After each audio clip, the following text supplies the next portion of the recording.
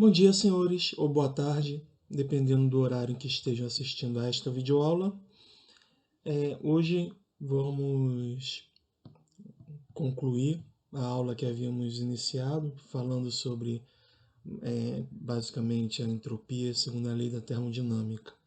Hoje vamos falar sobre a aplicação desses conceitos, uma aplicação muito importante, porque ela está diretamente relacionada ao dia a dia dos senhores. Mesmo que os senhores não tenham escolhido a carreira de máquinas, mas os princípios fundamentais, né, e a física que envolvem os motores, as máquinas térmicas, devem, em princípio, ser também conhecida pelos senhores. Ok? Então, hoje vamos falar sobre as máquinas térmicas, seu rendimento e sobre a máquina de Carnot. O que seria uma máquina térmica?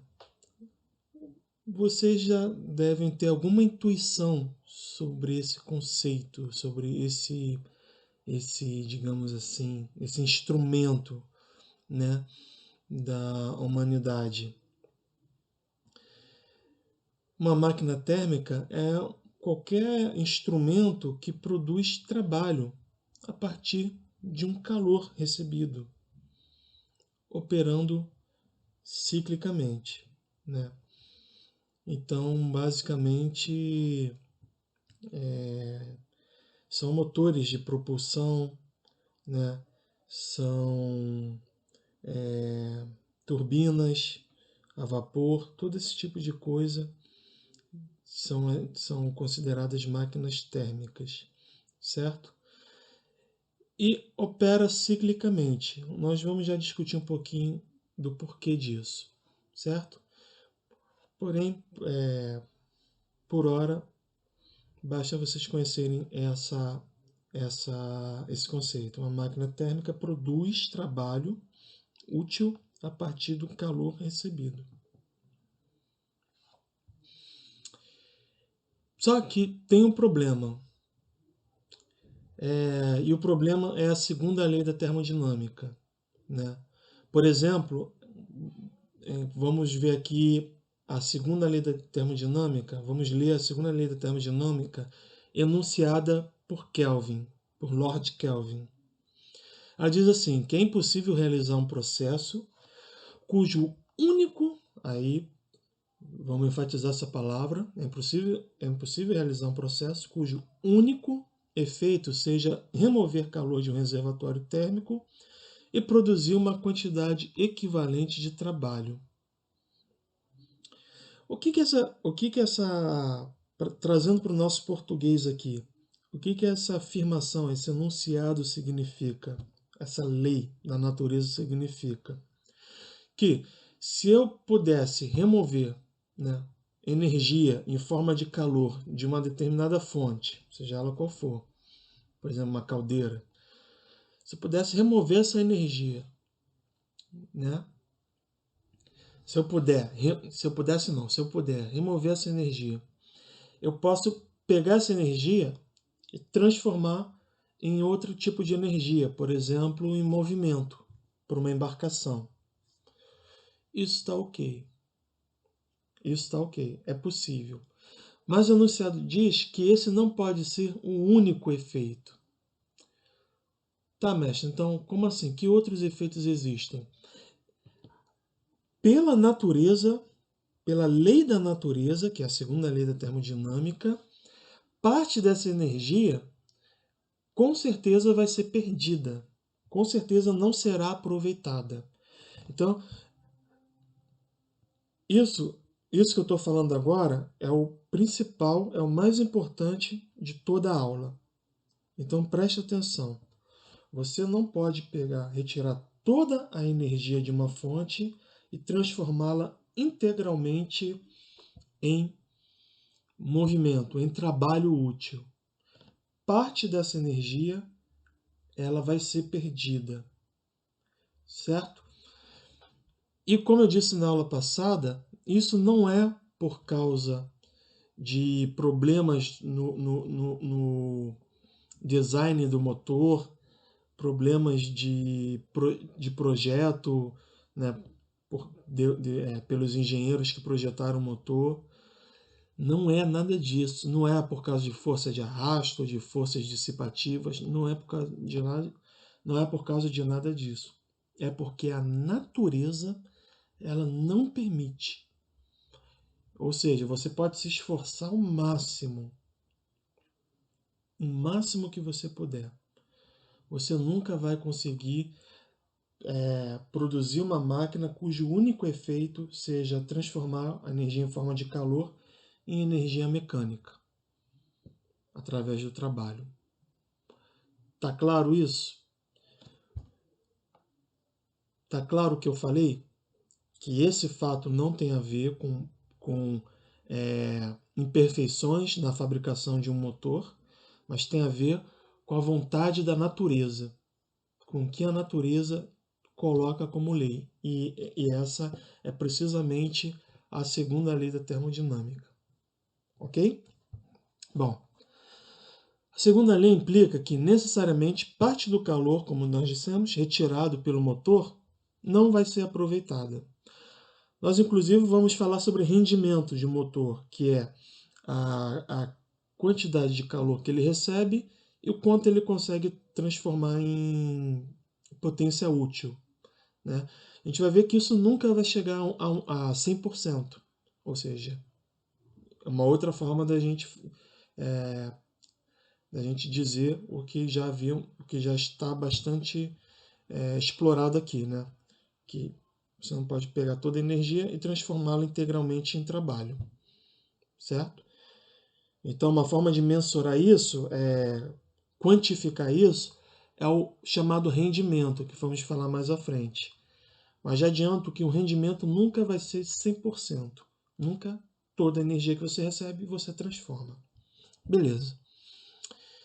Esse calor não aproveitado tem que ser rejeitado para o que chamamos de fonte fria. Vamos falar sobre isso. De uma forma simplificada, um motor térmico recebe calor da fonte quente, ou seja, com temperatura maior do que uma fonte fria, realiza trabalho e rejeita calor para um reservatório de fonte fria, certo? E esse calor e esse trabalho, ele é dado pela diferença, né, entre a fonte quente, de calor entre a fonte quente e a fonte fria. Mestre, tá, aqui o senhor está mostrando a primeira lei da termodinâmica, mas com a variação da energia interna igual a zero. Por quê? Por quê? Deixa essa pergunta no ar. Por que não entra uma variação de energia interna aqui? Fica essa pergunta no ar. Mas vamos, e vocês vão tentando ao longo da aula se responder. Por que não entra energia interna aqui? Ou por que ela é igual a zero? Mas enquanto isso, vamos explorando outros aspectos desse slide. Por exemplo, olhem para essa figura. Esse aqui é um diagrama, né, que representa basicamente um processo no calor térmico, num motor térmico. Então note o seguinte, olha o fluxograma. Uma fonte quente, uma caldeira, seja lá o que for, ela envia calor, né? Por que ela é chamada de fonte quente em contraposição à fonte fria? Ou seja, tem uma região onde você tem temperatura mais alta e a gente sabe que o calor flui do mais alto para o mais baixo, né? Então ele está fluindo certinho. Só que um motor térmico, o que ele faz? Em vez do calor ele ser todo transferido para a fonte fria, ele pega parte desse calor e transforma em trabalho. Basicamente, essa é uma visão simplificada de um motor térmico. Ele pega parte do calor que está fluindo da fonte quente para a fonte fria, transforma em trabalho. Quanto vale esse trabalho? A diferença, né? Certo? Que é quente menos que frio. Notem que, obviamente, se não tiver um motor térmico, ou seja, se você não usar nada para realizar trabalho, você tem uma situação que a gente já considerou em outras ocasiões, que é simplesmente o calor fluindo, né? Imagina, por exemplo, uma, um exemplo que nós já demos, uma xícara de café quente e o meio externo, frio, né? De onde está fluindo o calor? O calor está fluindo da fonte quente, da xícara de café, para o meio. E quanto vale o calor que o meio recebe, que a fonte fria recebe? É o calor que a fonte quente emite. O café vai expelir calor, né? Ele vai fluir para o meio até que ele vá se esfriando e fique em equilíbrio térmico com o meio.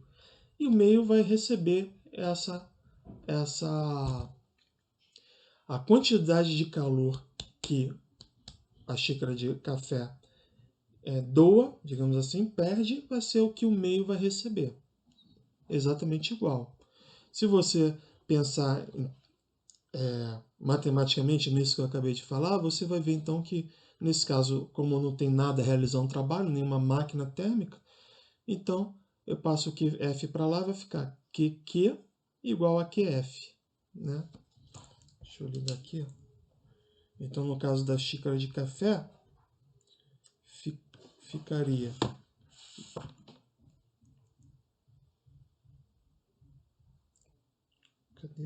cadê? Só um minuto. No caso da xícara de café, trabalho igual a zero, logo essa equação ficaria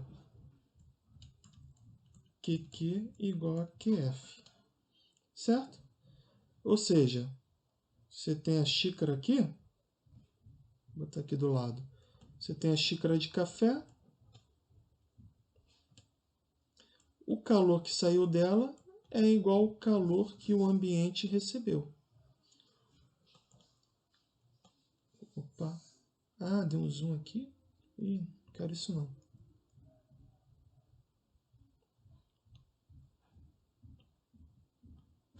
Aqui embaixo tem uma, dá para botar umas coisas aqui que eu não quero. Então vocês entenderam, né? Que quente aqui e aqui em cima que é frio. Beleza?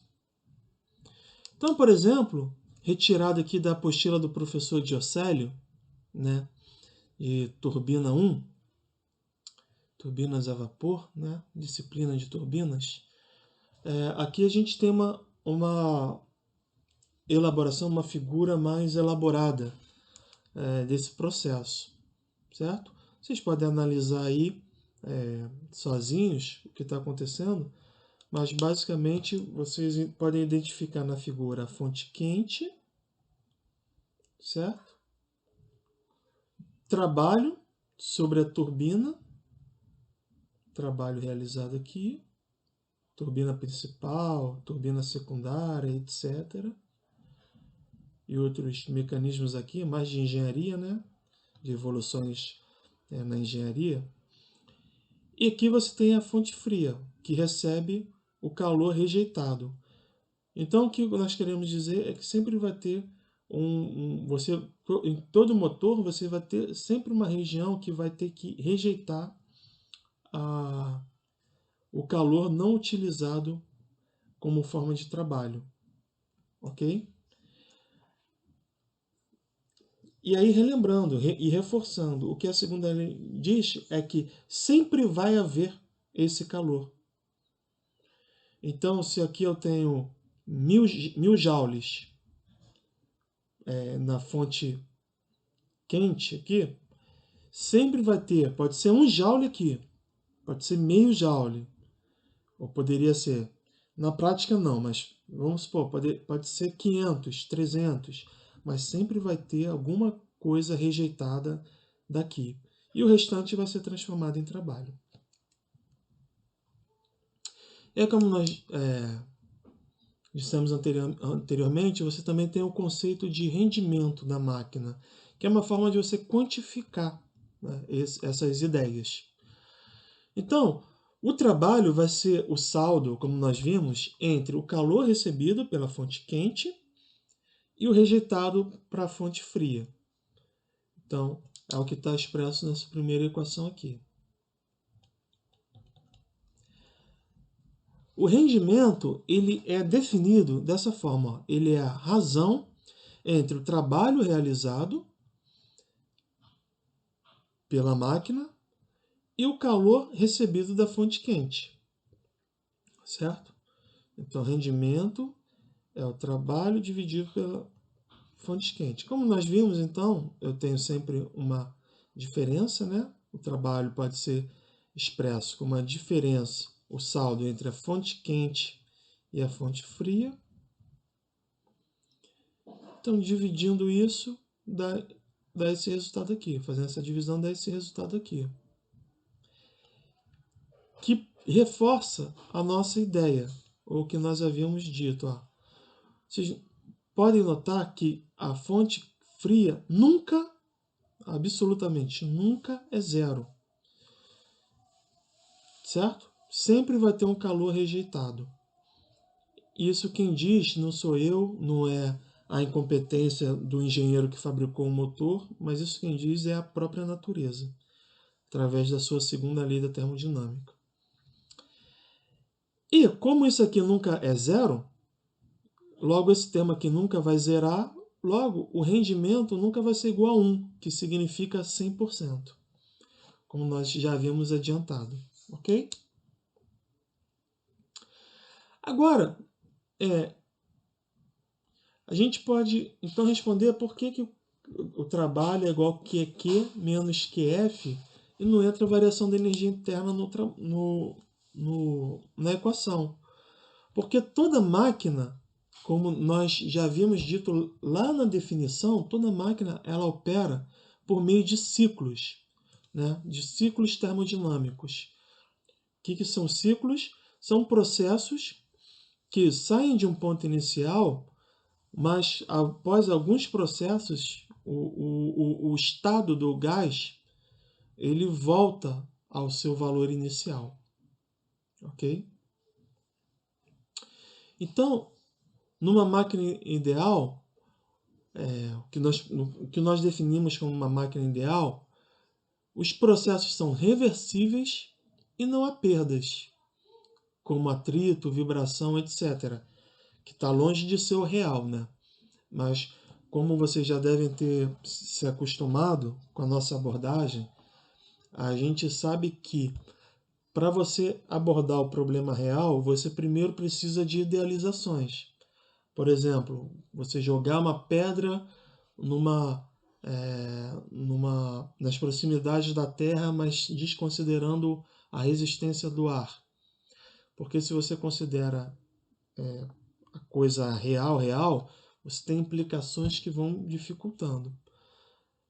Então, como uma primeira abordagem, a gente sempre considera casos idealizados, certo? Então, espero que vocês já estejam acostumados com esse tipo de abordagem.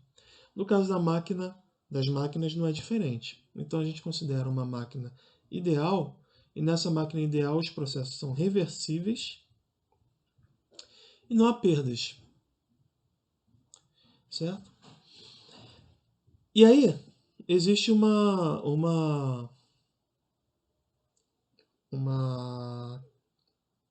fato interessante que é o seguinte, que uma máquina ideal, o maior rendimento possível dela é o da máquina que opera sobre um ciclo de Carnot, certo? Esse ciclo, então, que está demonstrado nessa figura aqui, ele é o ciclo cuja máquina que opera através dele tem o maior rendimento possível, que não é 100%, mas é o maior possível. E como é dado um ciclo de Carnot? Através desses 4 processos aqui. Ó. O primeiro dele é uma expansão isotérmica, né, a temperatura da fonte quente. Então, vai de A até B. Aqui está a isoterma, a temperatura T quente. Então, o processo vai daqui até aqui. Depois, ele vem para um ciclo, para uma expansão adiabática, né? Onde ele vai, sem troca de calor, ele vai resfriar da temperatura quente até a temperatura fria. Aí vocês notem, né? Aqui eu tenho duas isotermas, a temperatura TQ e TF. E a diabática. Aí eu recomendo que vocês dessem uma olhada quando nós exploramos, né, o trabalho numa expansão adiabática, nós vimos, né, que a equação dos gases fica assim: P é igual a uma constante sobre V elevado a gama, onde gama é maior do que 1. Se lembram disso? Significa que a pressão cai com o volume mais rapidamente do que numa isoterma, onde P é inversamente proporcional a V elevado a potência 1. Então, essa aqui é 1 sobre V, essa curva aqui basicamente é 1 sobre V, e essa curva aqui é 1 sobre V elevado a gama. Mas vamos lá. Aí você tem um ciclo CD, que cede calor. Obviamente aqui ele está perdendo calor, né?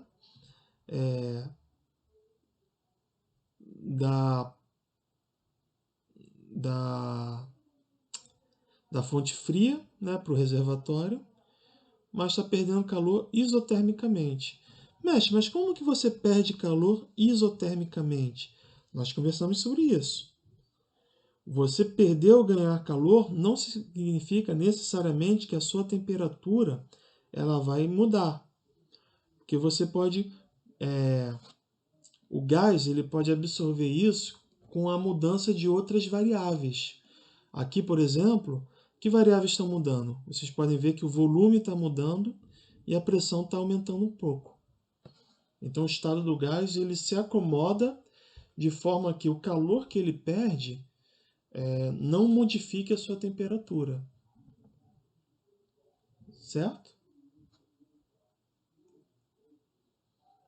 Bom, e finalmente o ciclo de Carnot é fechado através desse último processo aqui, DA, que é um processo adiabático também, uma contração adiabática aquecendo da temperatura final para temperatura final não, temperatura fria para temperatura quente, sem troca de calor. Então, basicamente, o ciclo de Carnot ele é dado por dois processos isotérmicos e dois processos adiabáticos. Ok?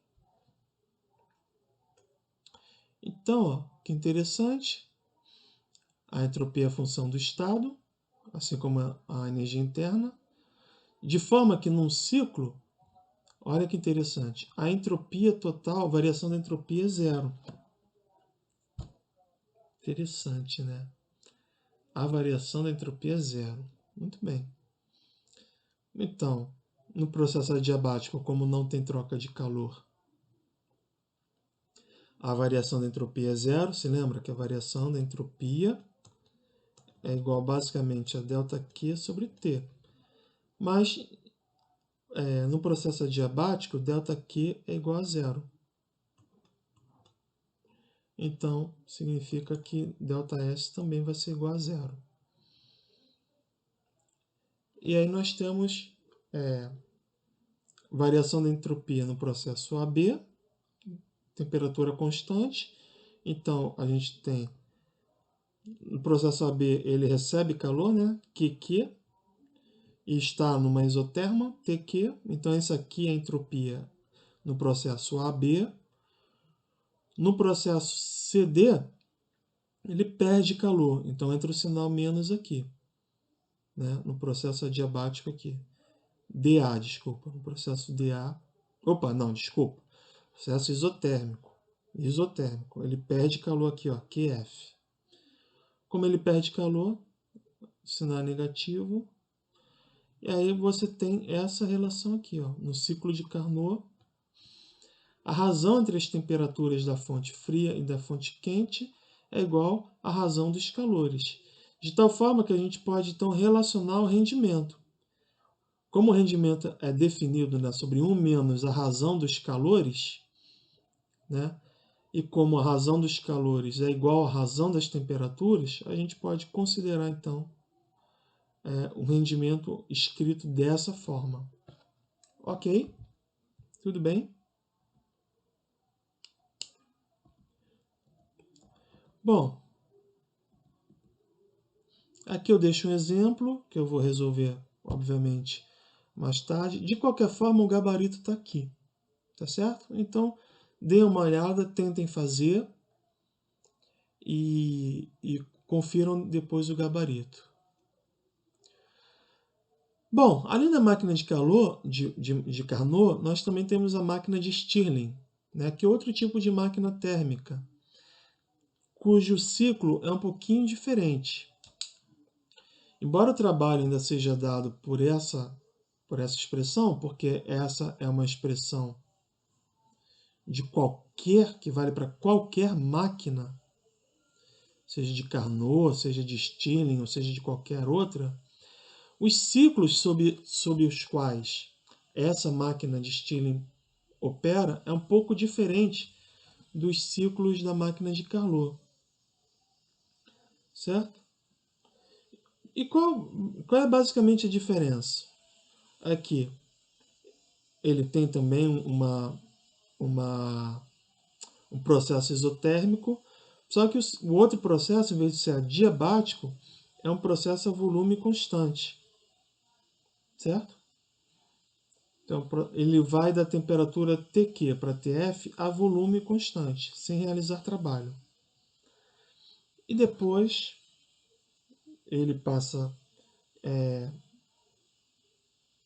aí ele obviamente sai da temperatura quente para fria, sem realizar trabalho. E depois, isotermicamente, ele volta, né? Ele sofre uma compressão isotérmica para um volume inicial e isovolumetricamente ele volta para o estado inicial. Ok? Então ele não realiza trabalho nesses dois processos, mas realiza trabalho nesses dois processos aqui. Certo? Tá, mestre.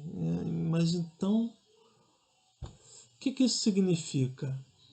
Uma das consequências desse ciclo aqui, um pouco diferente, é o seguinte: nós vimos que tanto uma expansão e contração, obviamente, mas tanto uma expansão isotérmica quanto uma expansão adiabática realizam trabalho.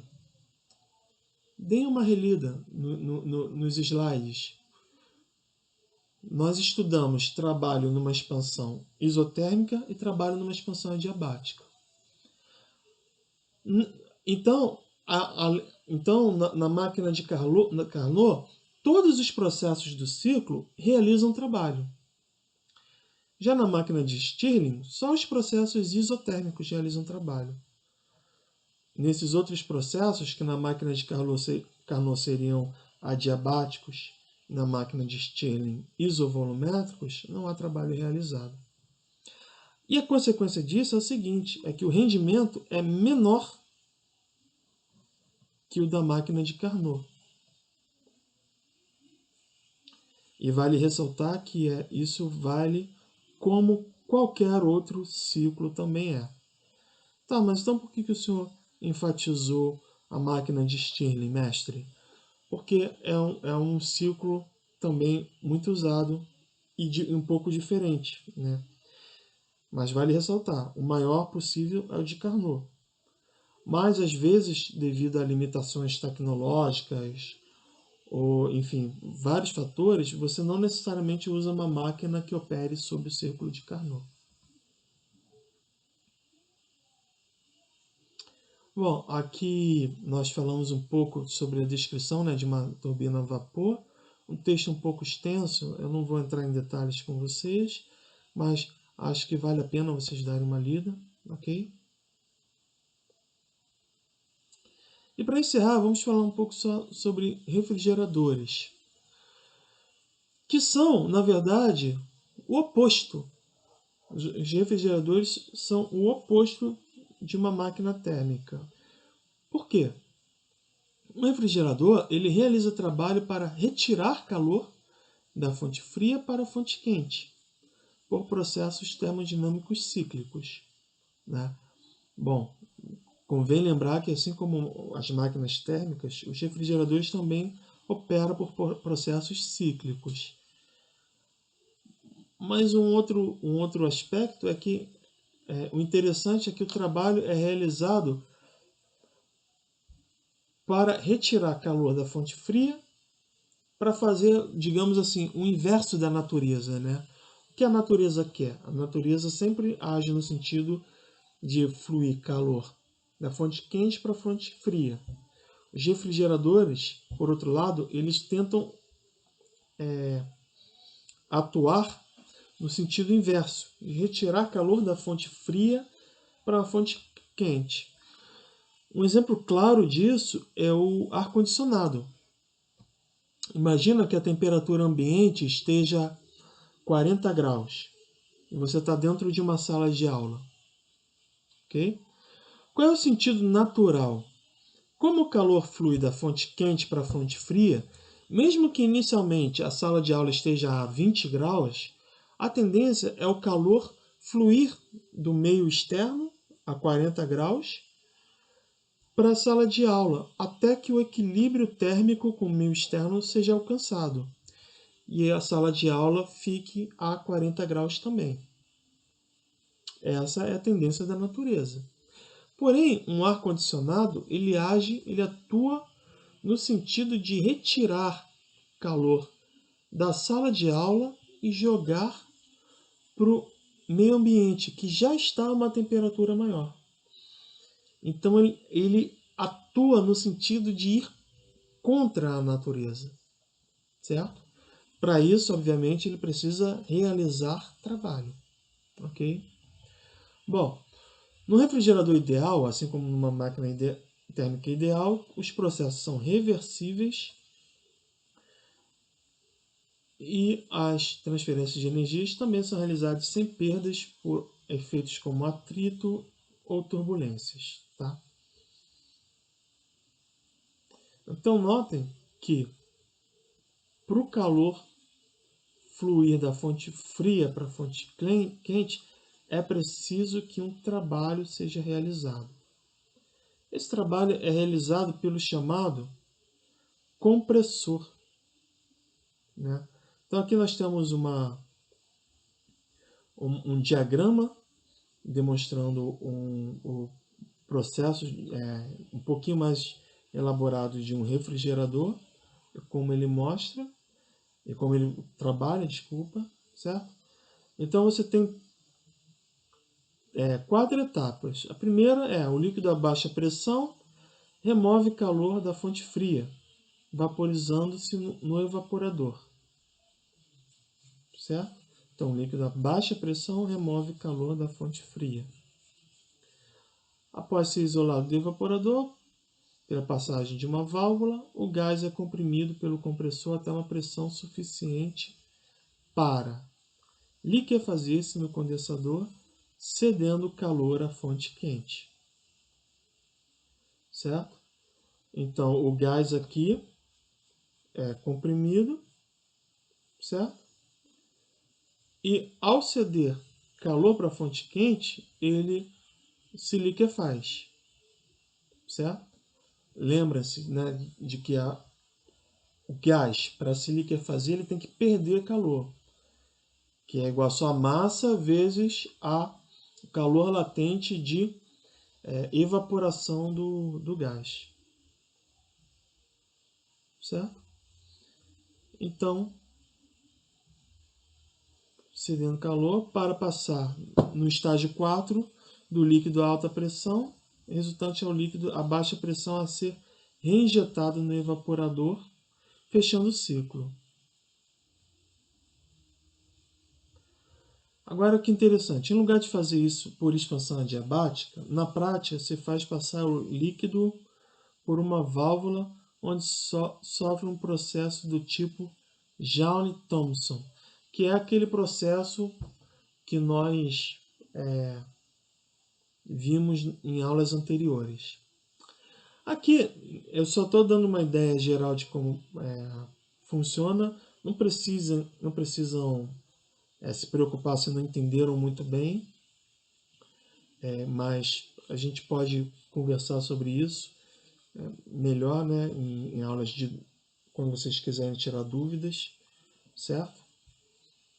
Mas basicamente esse é um diagrama que mostra como funciona com um pouco mais de detalhes um refrigerador. Então, um refrigerador, ele busca extrair a maior quantidade de calor da fonte fria, certo? Realizando a menor quantidade de trabalho possível. Porque quanto melhor for essa relação, maior, digamos assim, é o rendimento do gás, do refrigerador. Quanto menos trabalho ele precisar realizar para extrair a maior quantidade de calor da fonte fria, por exemplo, da sala de aula, mais eficiente é o refrigerador, ok? Essa eficiência é medida por essa grandeza aqui, K, que é basicamente a relação entre a fonte fria e o trabalho realizado, certo? Então, por exemplo, no ar-condicionado real, onde os processos não necessariamente são reversíveis, onde você tem perdas por atrito, vibração, etc., o K, esse rendimento é da ordem de 2,5. Né?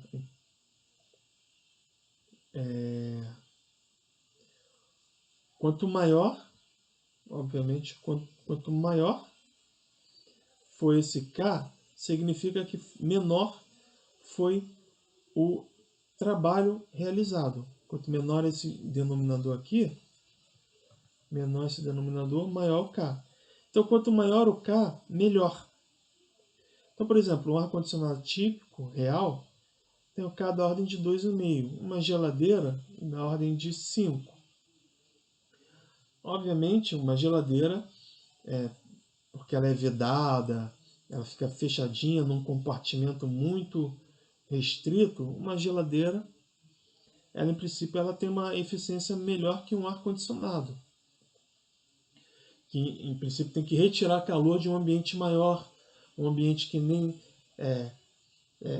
que tem várias condições, como por exemplo, nem sempre é bem vedado, tem transmissão de calor, né, do meio externo para o meio interno, por condução, etc.